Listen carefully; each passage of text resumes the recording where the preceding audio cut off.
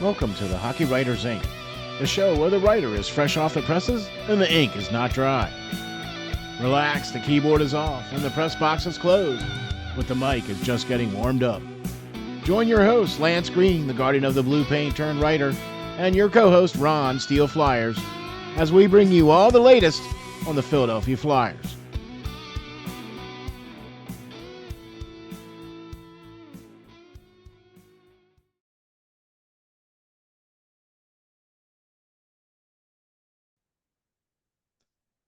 Ladies and gentlemen, welcome to the next episode of the Hockey Writers Ink with your host, Ron Mont. Hey, folks, how you doing?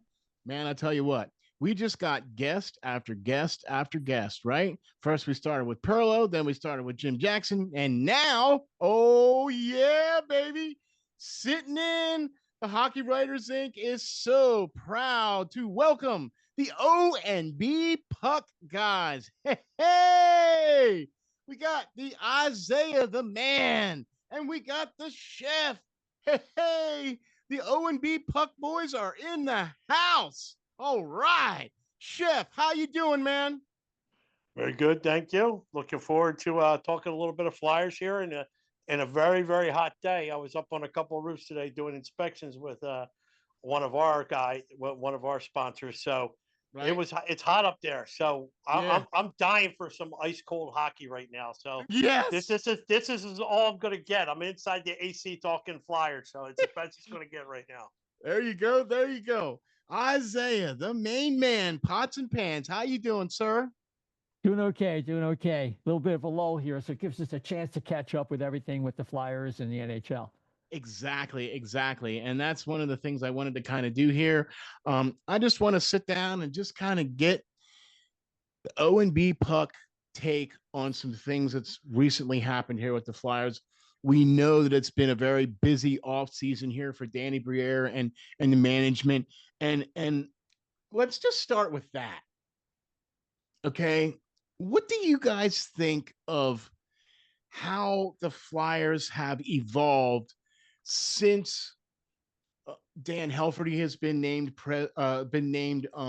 owner, since Keith Jones has been named president of hockey operations, and since Danny Briere has been named the general manager. Um, and I'll start with you, Isaiah. What is your take on just how this team has evolved from previous to where we are right now? Well, I think they're following somewhat of a similar path that we saw with Ron Hextall, to be quite frank. But Danny Briere appears to be a little bit more in touch with an evolving team and philosophy as opposed to, well, this is who we like, and they kind of draft the same guy over and over again. So you saw that in the last draft where they look at the team that they're building and how to get from point A to point B, or at least to the next step in the Yeah, process. yeah, And they drafted a certain type of player that had certain intangible and obviously tangible size, qualities that they lacked, and it kind of meshes with the smaller skilled players like Michkov and Konechny, and bringing in a skilled player like Zegras to complement them, and a slow but sure uh, evolution into what hopefully will turn out to be a window of contention, first as a playoff contender, and then hopefully beyond that. okay. And Chef, what is your take on the evolution of the Flyers since the new era of orange has taken over? I will say this, and me saying this I thought about it, I broke it down. If I had to give them a grade, it would be a B plus. I think right now, because they did exactly what well, almost exactly what they needed to do. There were a couple other things that they probably could have addressed, being goaltending being one of them, and a couple other little things. So, but overall, I've liked what they did. Danny has positioned this team to make the cuts and make the moves and get rid of people, move people in, move people out, that kind of thing. He's done that with the whole pattern in mind, whether it be from like getting Zegras or letting some guys go like Morgan Frost and a favorite of mine, Farabee. Yeah, they were necessary. Sometimes when you're a surgeon or a chef or whatever, you got to cut away some bad ingredients or bad skin to heal a wound. And this is what he did. He cut, like a surgeon. He dissected the problem parts of this team that might have still been lingering, and some other parts too. And he did it with the best interest of the team moving forward. Because like Isaiah said, with the draft and everything he did there to get that capital for the draft, he was able to position himself. Now with the draft, speaking in particular the draft, I was a little surprised they didn't take a goalie. After thinking about it, I realized, okay, they had two the season before. They picked two the season before, and they both seem to be good prospects that they can be a 1-2 punch for the team down the line. And you've addressed the need this year, so I think that they kind of plugged that hole. He knew that was going to be a problem, Danny, and he plugged it. So overall, I like the way everything's going. I think with these a couple additions and all-season signings here, I don't know if it makes them a playoff team, but I think if you look at it and you just spend like, okay, what did we lose points on wins? Was that a goalie thing? Okay, then how many can we get back? How many is it not scoring? Okay, we got this. So we got these two guys here now, Zegras and what? Yeah. So we can expect to score more goals. How many points is that worth? Does it get them to the playoffs? I don't know. It puts them right near it. I think there's a chance, but there's also enough money there to make necessary moves at the trade line if you're in there, because like Danny said, it was time to start adding back. And you reward a team if they get to the point where they're contending for a last spot. Then you got to reward them, keep rewarding them, and I think that's where we're at. Okay. All in all, I have to say I've liked the direction of the team. I've been impressed with some of the moves that Danny has made since he started as general manager. I mean, he definitely has Cajones the clank as far as I'm concerned. And I like that about a general manager who's not afraid to pull the trigger on things that need to be done. And I liken this to, do you remember when when Mike Ditka came into the Bears, right? And the first thing that he said to this team is, hey, we're going to go to the Super Bowl in 3 years. And 60% of you that are in this room ain't going to be here. Right. And I kind of liken that to what the Flyers kind of did. They kind of came in and exactly what you said, Chef.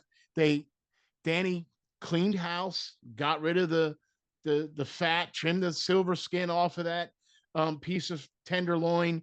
You know what I mean? And did all those things that needed to be done. Rip the Band-Aid off basically, because that's what we were asking. And that's as fans, as analysts, as we were asking, hey, rip the Band-Aid off. Let's go. Let's do it. He virtually did all those things. Now we're building back. Right. And I think we have a plan. And that's what I've been really liking as far as coming out of Philadelphia and their management is a plan. Be good, bad, or indifferent. It's a plan and they're sticking to it. Right.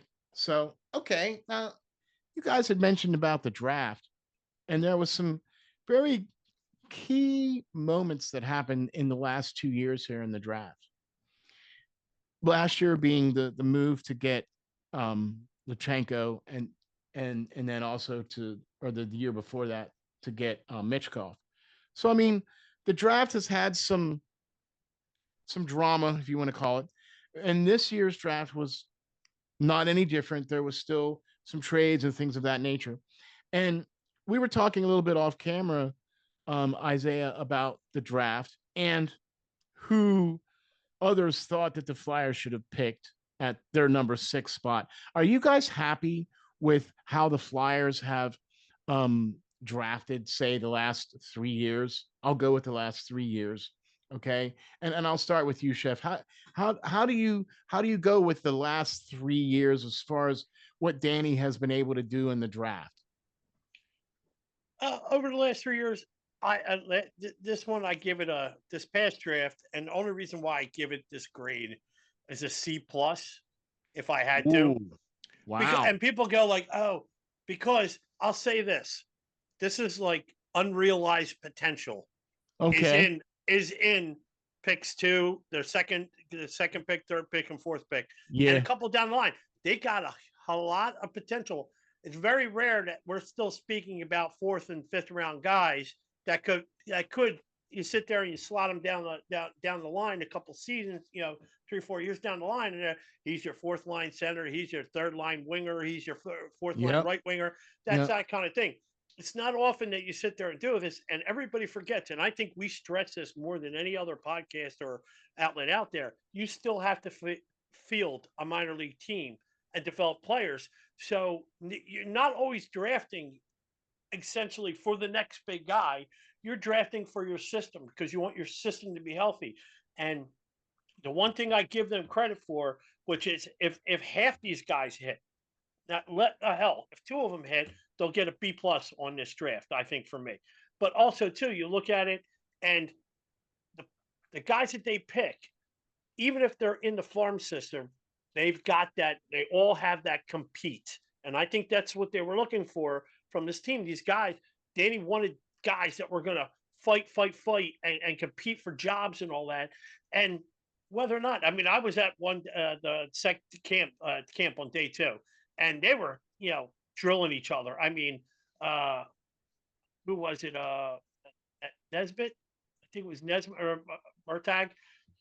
One of them drilled Owen somebody. Owen somebody. I forget. I can't think of the name right now.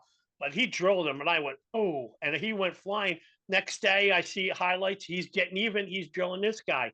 It's there. That compete is there, and then they're laughing and giggling about it. They're having a great time.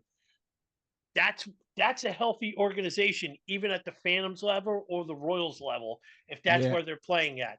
Because they're pushing each other, they're having a good time, and they're evolving with the franchise. Wow. I love that point, man. That's that hot take, folks. By the way, check it out. Isaiah, what do you think about the draft as far as the last couple of years? What the Flyers have been able to accomplish? Yeah, that's the first year that Danny was really in charge. It was the Michkov year, if I recall. Yeah. And you look down. I mean, look, the way they recruited him, kind of, and brought him in and all that. And I think there was a little pushback against some other teams. So he didn't really choose his team, but he kind of did at the very Yeah. top of the draft. So that was some clever maneuvering. And then you look down and you see, okay, and then they took Bonk. A lot of people wanted them to take Gabriel Perot. Gabriel Perot is a smallish guy, so you're really not sure. He's a very skilled player.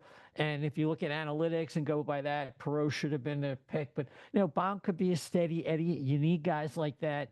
Maybe he's like a bigger version of Cam York. Maybe. Bunk has worked out a little better too than Perot, I believe. Well, I still think Perot is in the system now, so Yep. because he went to college, so you got to.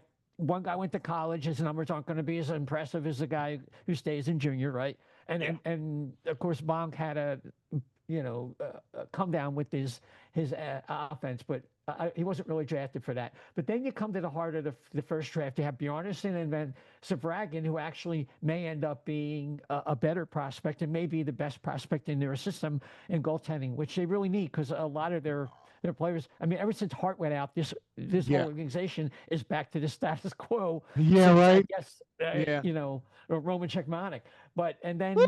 Man, that's a name from the past. well, really, if you think about it, it means Yeah. it's been Czechmanic, a little flash in Yeah. the pan from Mason. I think a little overrated by a lot of fans, but I get it. He had some numbers, and then a little roll of the dice on Denver Barkey. I call guys like that the little engine that could. I hope he makes it. I think he'll be a pro. Cole Knubel looks like a good pick, and after that, it's just Yeah. it's whatever. But last year I had a real problem, because Lushenko, I think, was overdrafted. I think they wanted Sam Dickinson, and I think they should have traded up. Sam Dickinson looks like he's going to be a first pairing defenseman, and that's Lutsenko. I'd rather have Konsta Helenius because he's a more balanced player. He doesn't skate as well, but I think he has a higher floor than Lutsenko. Lutsenko has a higher floor in terms of overall defensively. And, excuse me,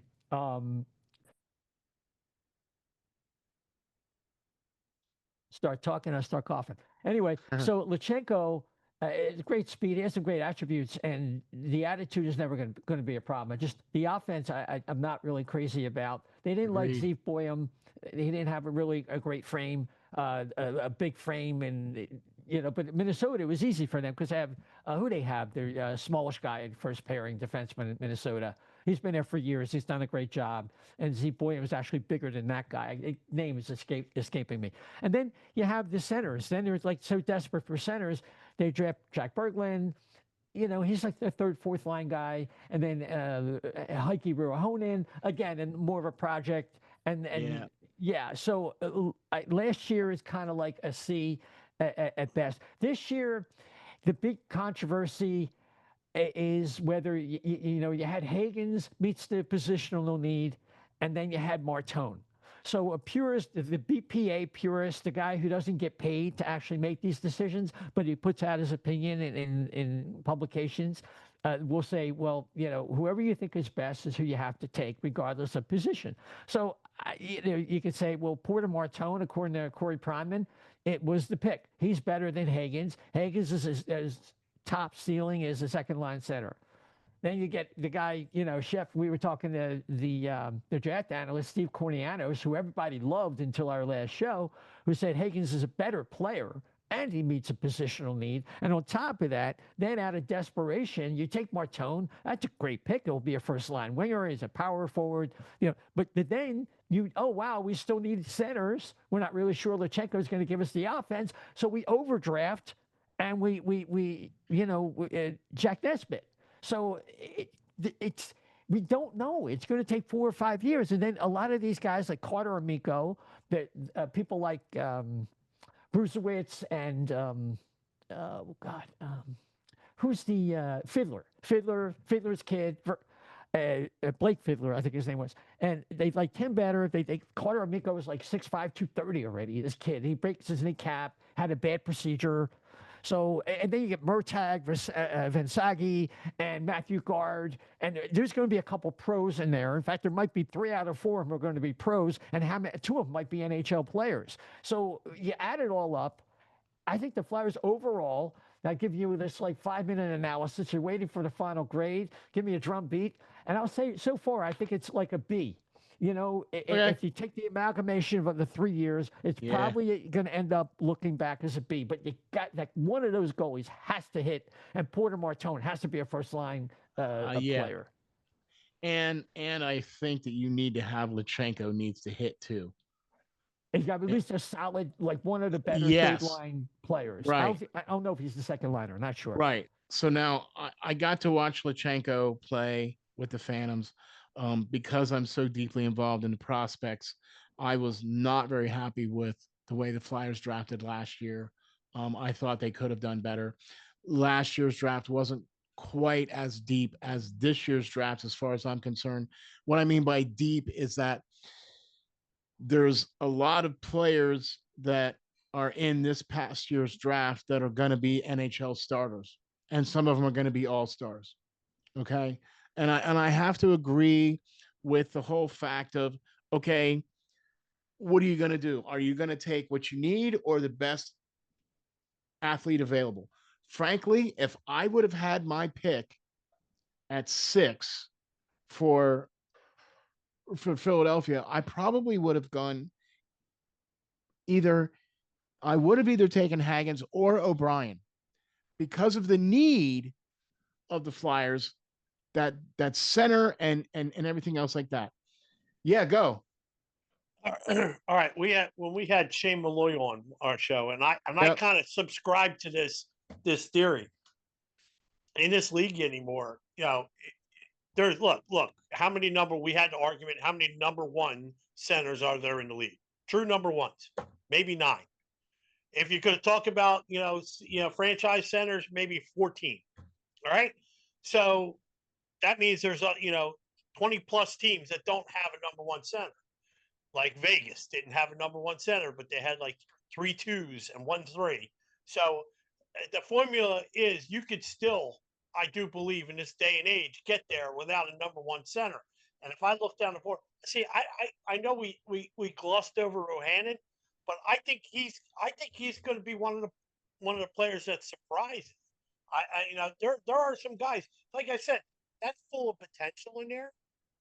But I don't think at this point, if you're telling me that you're going to have Luchenko, Mitchkov, and Martone on one line together, and that I'm not upset about that. That could be No. a hell of a line. Yeah. So, is it a number one line in the NHL? Quite possibly, depending upon it might not be the best number one line in the league, but it's let's face it, everybody wants that number one line to be like the friggin' Legion of Doom, where they just dominate everybody. But you got to understand that's so freaking rare.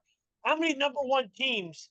It may be like 3 or 4 lines in the whole league that can dominate a game. There's only about 3 or 4 of them if you really dig in, look at it. So the path is there. I'd rather have 4 number 2 line number 2 C's or 3 number 2 C's and 1 3 or 4 C. I don't care, and be able to run 4 lines so where my matchups don't matter so much anymore. Where everybody can play, And I think that's what they're trying to do here with this lineup, is because they know unless they sign a free agent like McDavid next year or somebody else, the following year, you're drafting a number one center is a couple years away, 3-4 years away maybe. And now if you get and then factor in if you get better, guess what? You're still not getting there because you're drafting too high. Yeah, maybe too low. Yeah. No, I agree with everything you guys are saying. Yeah, go ahead, Mark. Yeah, just one thing. When Vegas got there, that was like that 1 year with the draft and the expansion draft that nobody, I mean, Seattle will testify to this. They didn't have the advantage that Vegas had, a once in a lifetime thing. And what is Vegas spent their time doing since then?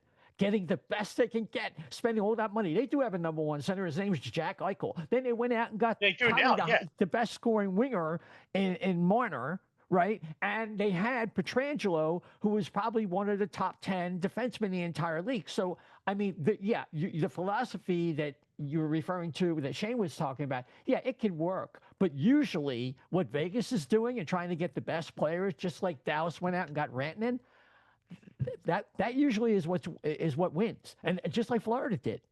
So I think everything is geared toward next year, making that big trade or free agent signing, or finding out a player has a season of discontent in some other spot who we can't foresee, and hoping the Flyers can pounce on that with the cap space that really will be available next year. Because I think this year they're not going to trade a guy away like the way they did 2 years ago, okay, like they did with Walker and everything. They're not going to do that this year. If the Flyers are contending, I think this year, okay, let's reward these guys. A couple of years ago, they weren't ready for that. Right, so that's the incremental improvement for this year, and they're hoping Zegras is part of that, because real important. He could be a shortcut to whatever they're trying to do. Yeah. But suffice to say that it's better to have a couple stars. It seems that you have to have a few, and that goaltending is going to be the key. See, now that's where I was going to get to. Look, I understand I understand that, but as far as what I've seen over the last few years and what's winning, teams have a number one center, they have a number one defenseman, and they have a top flight goalie. Okay. Now, maybe not all teams have all that all at the same time, but I would at least like to try to get to that point. I understand about having enough guys to fill out the roster and have multiple, talented players. I think that at the end of the day, though, is they're just trying to put the best team out there to try to win as many games as they possibly can. Okay. And without us actually being in the room with them, all we're doing is speculating about what their philosophies are or what they're doing. All we can go by is what we see, right? So this is the draft picks that they've picked. This is the direction they're going. Okay. As far as I'm concerned, I like the direction they're going, what they're drafting now that they're getting larger players, players that are above 6 feet. In this year's draft, there was 2 rounds where not a single player was drafted under 6 foot tall. 2 straight rounds in a row this past draft. Now you guys are talking about cap space and everything for next year. Cool. But I would much rather see draft capital for next year, because I think next year you're going to see a good crop of players as well too. And Chef, is just like you're talking about, you got to build Reading, you got to build Lehigh, you got to build Philadelphia, you got to build all those things. You got to restock the cabinets. You know what I mean? And I think that's exactly what they're doing. And I've been really impressed with their direction, maybe not necessarily who they're drafting, but I'm going to say, until I see results, I'm going to say C plus over the last 3 years. Okay. They got really lucky on Mitchkoff. Okay. Really did, because he was 3 years out or more. Right. And they got really lucky on or that. Was he? Or was he? Or was he? Right. You know, you know what? Too. We won't hear that story for 10 years. Right. What really happened after Right. 10 years. But I guarantee it'll be a nice little beer in the back of a bar story. I can guarantee that. I guarantee you that. There was definitely some finagling going on. Mm-hmm. You know. It's like when they were saying about the tampering thing. Everybody tampers a little bit. Everybody does. I mean, come on. It's so blatant now. It's like, really? Why do you guys even call that a violation? Because it's so blatant. I don't get it. But okay. So now you guys also mentioned a couple of things that the Flyers have done too. And I've been kind of really impressed with this, with the trade of getting Trevor Zegras, and then the re-signing of Tyson Forster, even though unfortunately he's going to probably miss some time owing to the injury, and then the re-signing of Cam York, and then the signing of some of the other free agents like Vladar for the goaltending, and Dvorak added in as well too. So what do you guys think about the crop here now of this team moving forward, of what we're going to see this coming year? And I'll say, let's start with Isaiah. Yeah, I think that they had to improve at center and in goal. So that was a concentration. You know, they went out and got Trevor Zegras for Ryan Poehling, and, you know, some draft capital going in both directions. And I'd say the Flyers did very well to take a swing with a guy who may not really be a center in the long run. Yeah. They're hoping that his off the puck play, his so-called B game, can improve, and his face-off performance won't make it necessary that they take Dvorak or Cates, take him out of the center position and put him on the wing to take those face-offs. So, I mean, look, they got him for a very good price for a reason, because his game fell off. He had injuries. So, but he's done it. When you look at his game, the first time I ever saw him, I said, this is what we thought Morgan Frost could be. So he's like a better version of that player, because he's all day long. Right. So you have a very similar skill set, and you think right away, well, on the power play, it's got to help. I mean, anything to help the power play. So that, at the very least, even if he's a one and done, and it's possible that that could be the case, it should be much more exciting on the power play. But you hope that he can play center. He says he feels more comfortable there playing under Rick Tocchet. It'll be very interesting how much patience Tocchet has with him off the puck and at the face-off circle. And we'll just have to see if he can hold on to the center spot, or he will be moved out to the wing, and then all of a sudden there's a little bit of a shortage at that position. In goal, there were a lot of people lamenting that Arturs Shilovs was picked up by Pittsburgh yesterday, and because he's a 24-year-old kid who played for Vancouver. And then I thought to myself, wait a minute. If anybody knows Shilovs, it would be Rick Tocchet. And he would have been in the ear of Danny Briere as a better choice than Dan Vladar, who has, you know, they all have question marks. Shilovs is not really established. He's a younger guy, but he has supposedly, some promise, and Vancouver is set, yeah, with what they have. And so I think with Ursan and Vladar, if we can, everybody's saying the same thing, but I feel the same way. So they have to get to league average in goal. I think the erratic nature, the volatility in goal last year was so below the professional standard at times with Fedotov and Kolosov. The whole situation is very strange. I don't know if he's really even going to be in the organization anymore. Speaking with Kolosov, and Fedotov won't be happy. He's sharing the net in Lehigh Valley with Bjornsson, I would imagine. So we'll have to see how that plays out. But in terms of the Flyers goaltending, I think they will need a third goalie. Vladar has never played more than 30 games in the NHL. Right. So he's had some injury problems. Guys like that don't all of a sudden at age 27 just, well, now I can handle 45 games if needed. Yeah. And Ursan has not been a durable No. player. So we will probably see about 10 to 15 games where somebody else is in net. But, we'll see how it works out with these guys. It should be better. They should be better at center. And I'd be neglectful if I didn't mention Christian Dvorak, who's a professional center. So he may play on a fourth line at times. I would not be surprised by the season's end that he is rock solid, getting the third most amount of minutes, if not the second most amount of minutes. A lot of it depends on whether they rush Lachenko into it. Right. And I think Tocchet will be less likely to rush a player, which I feel better about, because last year Lachenko was mishandled and it didn't do well for him. So. Okay.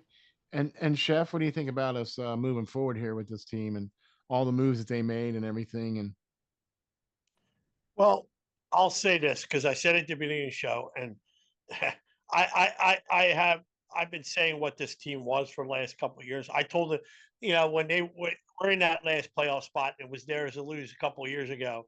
I said they're not going to make the playoffs, and I just knew that they couldn't sustain that pace they were at. Now no. you got a different team. This is a different team. This is a team that thinks it can win. This is a team that believes it will win. You go in there. They were going in there, going, "Oh, we're going to lose this one, boys." And now I think the whole attitude turn around Yeah. is, I think we're going to win this one, boys.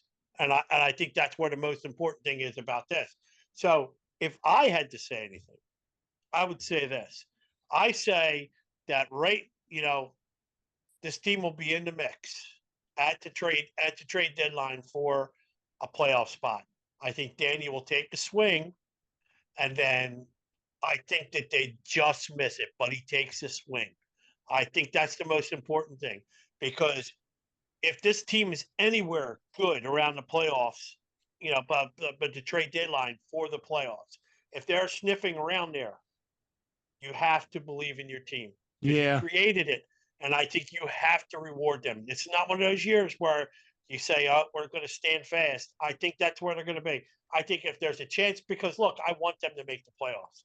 Yeah. Hockey wants them to make the playoffs. NHL, teams around this country, this game is so much better and people are going to hate me for this, when the Flyers, the Devils, the Rangers, the Islanders, the Bruins, when they all make the playoffs, this product is better. The league does a lot better as a whole. We're carrying, we have a responsibility to put out one of the best teams out there, and I think that's what he'll do. Man, I like that attitude. I definitely like that attitude. I like what's been going on. I like that they're sticking to the plan. Some things I probably would have done a little differently. I probably would have handled some things a little differently, but for the most part, I'm liking what I'm seeing. I'm feeling that we're gonna get um at least a semblance of trying to get to that promised land. Do you know what I mean? Like it seems so unreachable the last few years, where this year we're actually kind of pondering the sniff of it. You know what I mean? Like that the wafting odor of playoffs is just barely nipping the surface for us. Do you know what I'm saying? Like it's almost to where we can taste it. Okay. And I think that I looked at this whole year, this whole off season with the hiring of the new coach, which, hey man, they wanted Rick Tocchet. Okay, you bring in Rick Tocchet. I just hope that he's able to adapt his system of play to the players he has on the team instead of trying to force the team into a system that doesn't have the players to accomplish that system. You know what I'm saying? Well, he's addressed that. He actually has spoken to that. He's going to look at his players and design a system around that. Right. So as long as he does that, okay, then I'm okay with that because I think he's going to do exactly with what Tortorella did in a different way. He's going to be able to get the most out of these guys, but in a different way, in a different culture, in a different message. Okay. And I I have a little bit of things with coaches that used to be players because they can relate to players a little easier because they've been on the other side of that. They've had the coach dress them down. They've had the coach come to them and say, "Hey, I need you to be the leader." They've had the coach come to them and say, "Hey, I need you to step up," or "Hey, you're doing really good," or whatever. So, okay. And remember, Steel, you go back and you look in your high school years or your college years, and you speak to your teachers, and the ones that made the most mark, left the most better impression on you, the ones that were the best teachers were those C grade students. It's average students because they knew. I mean, like it's great. How did Gretzky did end up being a head coach for a little bit, but how well did he do? I mean, I don't know. So there is a saying out there: those that can do, those that can't teach. Right. And sometimes you need a perspective of somebody who's failed at what they've done to get there because they know what it takes to get there now.